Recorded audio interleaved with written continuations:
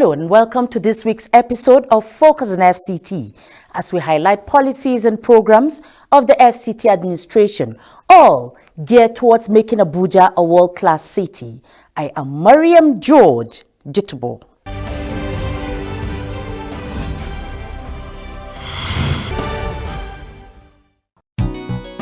Residents of the Federal Capital Territory are hereby alerted to the activities of scavengers, also known as Babambula, which security agencies have identified as a high-level security threat to not only the residents but also to our infrastructure as they perpetrate petty stealing and acts of vandalism on public utilities. More so, they are drug peddlers, serve as spies to terrorist elements, and are ready-made tools for the public disturbances during which they attack people with dangerous weapons. The Federal Capital Territory Administration therefore reiterates that the ban on scavengers aka Bababula operating within the Federal Capital City is still in force. These miscreants are advised to stay off the streets of the Federal Capital City for their own good, as defaulters will be apprehended and prosecuted, including parents of underage children involved in these practices. Relevant agencies are carrying out enforcement of this ban as stipulated. Be law-abiding always. Let's together build the FCT of our dreams. Management Announcer.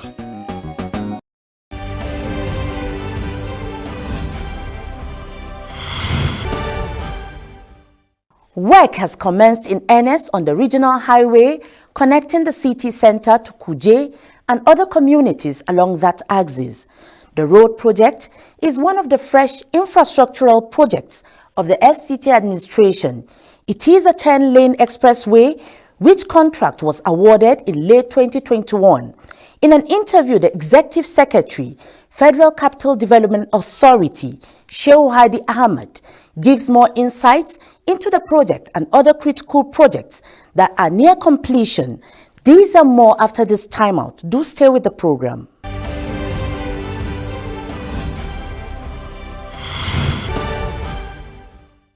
I now have with me the Executive Secretary, Federal Capital Development Authority, FCDA, in the person of Engineer Shehu Hadi Ahmed. Thank you for gracing the program once again, sir. It's my pleasure. Thank you very much for having me on your program. Well, can you give us more insight into the Kuje Road construction? Thank you very much, Mariam. Actually, here we don't tag it as you have put it, Kuje Road per se. It's actually one of the regional highway of the FCT connecting the city with the satellite town environment or other regional settlements, in this case, Kuje. It is the road that takes off from the airport expressway at the Kuje intersection, and it's supposed to go down through Kuje, Gwargwada, up to Rubochi. And upward is supposed to go from the Kuje Junction through Kiami up to where it will intersect with a planned ring road 4. We call the road actually FCT Regional Highway 105. It's an arterial road, but within the city it has the character of an expressway. By an expressway, meaning that it will be developed into a 10-lane expressway, just like the airport expressway counterpart. While down into the regions, it will converge into a 6-lane arterial road. The contract was awarded late last year, late in the 2021 to Mrs. Arab Contractors. And since then, the contractor has mobilized to site.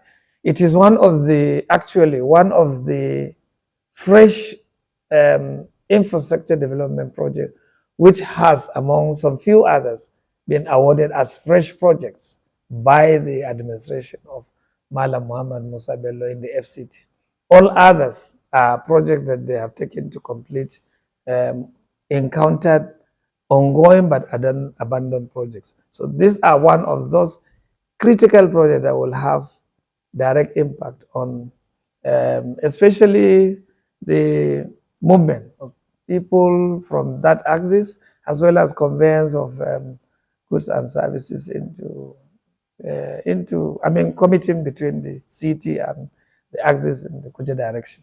So work has started, and we are very, very satisfied with the mobilization of the contractor. It is bordering the centenary city project on one side, and in a way, it's even going to be more of beneficial to the development of the centenary city project when completed. Aside Kuje Road project, what other projects is the FCDA handling at the moment? I can say that listing about ongoing projects is quite numerous, both in the road sector, water sector, as well as maybe street lighting and electrical power supply projects. Talking about the roads, virtually we are onto many of the expressways that provide gateway into the city. This Kuje FCT 105 regional highway is one of such. And then there is the Outer Southern Expressway, which starts, that is the expressway bounding the city on the south, which starts from the Villa roundabout and is supposed to radiate towards Upper Mechanic Village, actually by plan up to Gwagwalada. But for now, the development of the road up to Wasa Junction is on course. There is also the Inner Southern Expressway, which segment has been developed from AYA roundabout up to the National Economical Center, CBN, which has been named Goodluck Ebele Jonathan. There is an aspect of the work at the interchange, that is flyover as it is called, at the AYA section of the road that currently the contractor is working on. And then we are making effort to see to the provision of the outstanding finishing cost, which we call wearing cost, so that that segment of the road up to the central bank will have been fully completed, and we can roll out that project. Then from there, another contract on the same road corridor towards outbound, towards Galadima roundabout. This are 10-lane expressway is also on course, and substantial progress has been or is being achieved by the contractor also handling. Because in the past, the interchange at the stadium roundabout, as people call it Area 1, but actually it's stadium roundabout along that, had not been developed. Now, substantial progress has been achieved in that area, as well as at Galadima roundabout itself, which has become like a disaster flood-prone location. We are making effort to see before the next rainfall becomes severe, at least we will have substantially reduce or mitigate the effect of ponding of water they are causing flooding. And that is by developing the interchanges as well as the loop around this area. It's one road that is in progress. There is between the Cetraco headquarters as you're going to Life Camp, there is a corridor of a road equivalent to Oladipo Dia Road in the southern segment that is yet to be developed in the northern, we call it Road N20. It's an arterial, also 6-lane. Because these are the roads that the Honorable Minister paid attention to open up the principal or primary road corridors, along with the convey some services also. So a contract is also ongoing. It's being handled by another contractor, Mrs. Gilmore. It's being developed to the expressway, where it will convey at the expressway, that is Kubwa Expressway, at the intersection where you have this VIO computerized. So there will be an interchange there. This road, as we speak, is ongoing. Just to mention a few of these roads, of course, there are pockets of other roads. When you are going to the Idut railway station, at the intersection where you will turn when you come out after the pass the junction of Nizamiya Hospital, at the point where you will now turn and head for the Idut railway station proper. That is the intersection of a road we call the Ring Road 3. From there, a corridor of Inner Northern Expressway is being developed to open up on the Kubwa Expressway at Dede. It's being handled by another contractor, Mrs. Salini, and already the corridor has been secured. Some segment of it has already been asphalted. So most of the bridges are there, but there one of the challenges, it will entail crossing a railway, this national rail, and as well as the Abuja light rail corridors. So we are developing to deliver that road. Once that road is put in place, it will reduce the effect of traffic congestion that are normally encountered in the early hours of the morning and of course late evening hours on that axis, because it will now redirect some of the traffic to this into coming or outside the city. Now, that is about some of the principal road corridor, road development. There is also ongoing the development of injection substation intended to power some districts within the city, which is an electrical power supply infrastructure. We have one being developed to power the life camp environment. It's being handled by a contractor and work is in progress. There is one which is intended to power Wupa and Idu industrial area of the city. Is being handled by another contractor. Work is equally in progress. Street lighting, a lot of effort has been made to power most of our street lights within the city, and with some collaboration with other stakeholders like the Transmission Company of Nigeria, TCN, as well as Abuja Electricity Distribution Company, AEDC, we are making efforts to see to the improvement of power supply into the FCT, as the case may be. Well, as the present administration of Mohammed Musa Bello is gradually winding down, what are the identified projects that are built for commissioning for the expiration of the administration? Even as I will speak, but the authority of authorization remains and lies with the Honorable Minister. But we have actually proposed some projects. For example, we are almost going to be done with the contract being handled by one of our contractors, completion of this Bill Clinton, Goodluck Ebele Jonathan Road from AYA to the Economical Center. We are targeting that this can be substantially completed and presented for commissioning by Mr. President. I'm just saying from our own point of view. We have made presentation to the office of the Honorable Minister and is being reviewed. It could have other considerations. We are also, there is Lower Usuma Dam Gurara highway connecting the city, Federal Capital City, with Kaduna State, through Kaduna with the northwestern axis.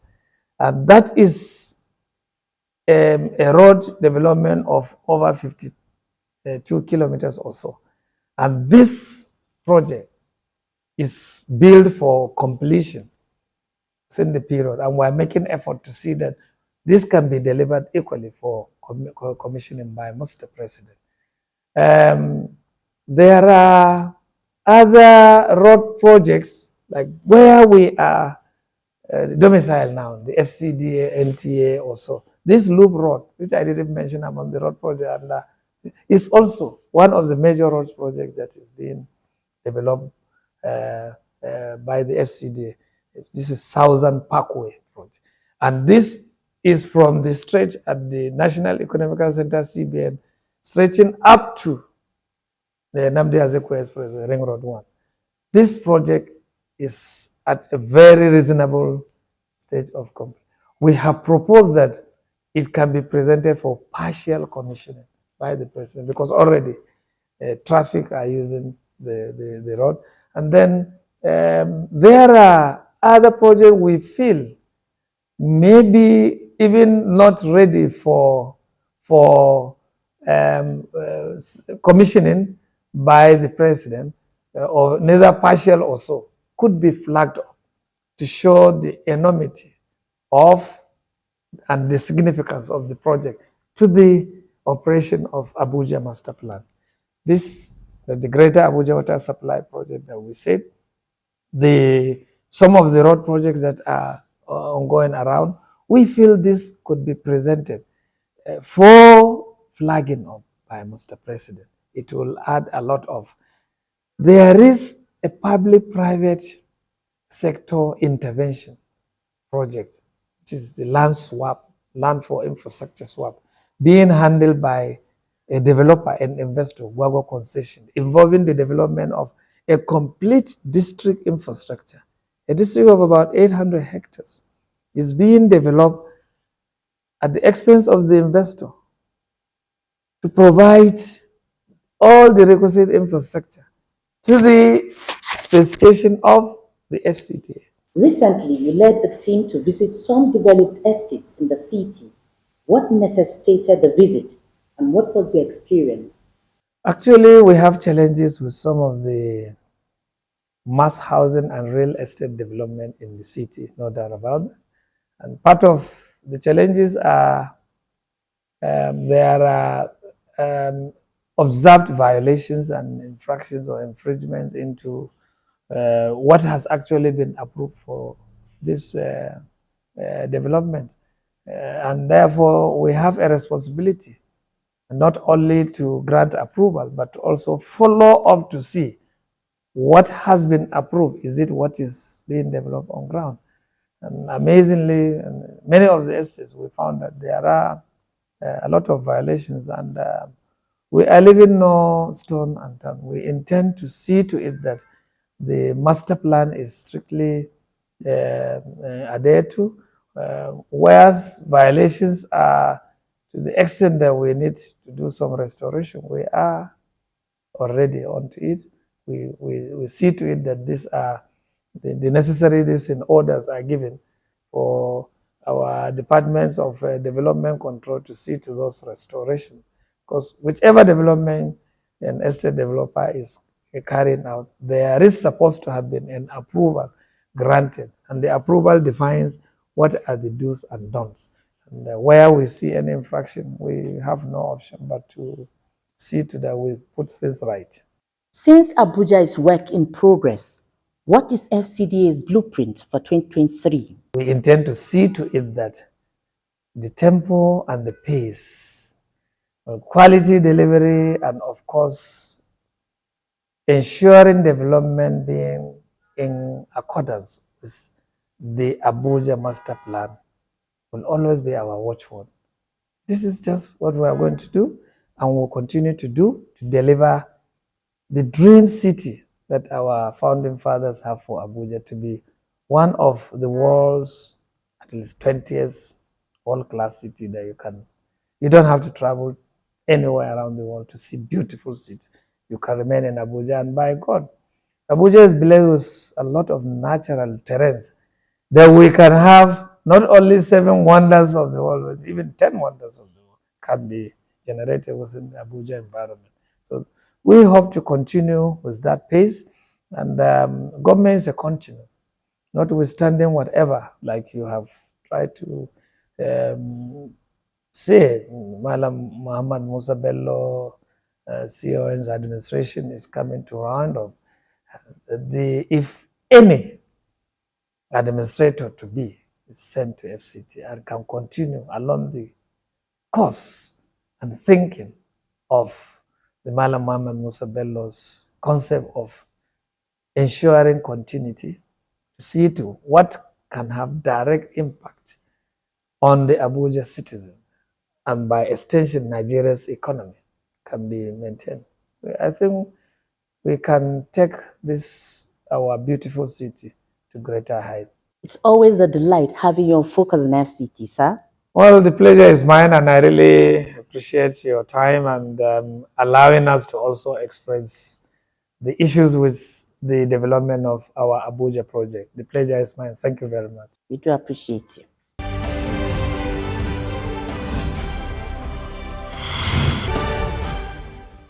Indeed, you've heard from the horse's mouth, as there are so many ongoing infrastructural projects that are near completion and billed for commissioning. Up next is review of FCTA activities for the past week. Quoting the FCT minister, one legacy I feel very proud of as I move on in the next 3 months is the fact that we have encouraged staff to have confidence in themselves, for directors, heads of departments and agencies to know that as heads, they have responsibilities and they have capacity and should use it. He went further to say that he tries to rekindle in the workers the passion to work, and the moment you have hard work and passion, the result is progress, which his administration has been able to do, hoping and praying that the next team coming over will build upon that. The minister asked that working in harmony with all the unions across board in the FCT, particularly under the Joint Unions Action Committee JUAC, has led to better productivity. And that is reflected in a letter which we received last month from the Sadicom, commending the FCT for the level of improvement, substantial improvement in service delivery. All this would not have just come like that without the conscious effort and hard work of all the workers across board. National President of the Association of Senior Civil Servants of Nigeria, Tomi Etim Okon, says the visit is to extend appreciation of the association to the FCT minister for providing conducive working environment for FCTA staff to perform their duties optimally.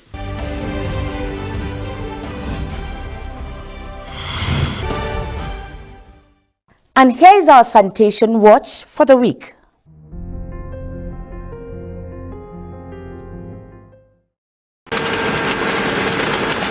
It was one outing in the series of commitments to rid the Federal Capital City of the menace of commercial motorcycles, with the task team vowing to effectively deliver on its mandate. Area 1 roundabout played host to the crushing exercise, monitored by the task team. A breach of the transportation master plan of the FCT minister gave a marching order that all of these illegalities, that's why you could see that the Army, the Navy, the Air Force all joined the DRTS director and myself to actually clear the city of the menace of a commercial motorcycle. We've packed so much of them. We are crushing them today and we'll keep crushing them. From the number of enforcement we have carried out, we have substantially reduced the number of commercial Okada riders in the Federal Capital City, but it seems that the effort will still have to, be on. We are going to do our spreading so that we don't have to move all together. So from any command, anywhere that motorcycles are seen flying in the wrong routes, they will have to be impounded. The law enforcers promised to comb other locations within its area of coverage to arrest recalcitrant motorcycle operators.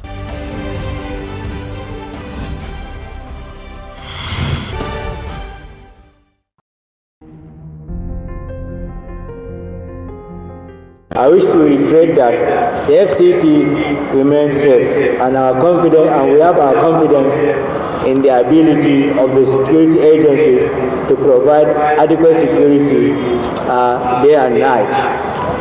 And from what we have seen in the immediate past, a lot of successes have been recorded, and I believe they will continue to be recorded, particularly with the provision of these vehicles.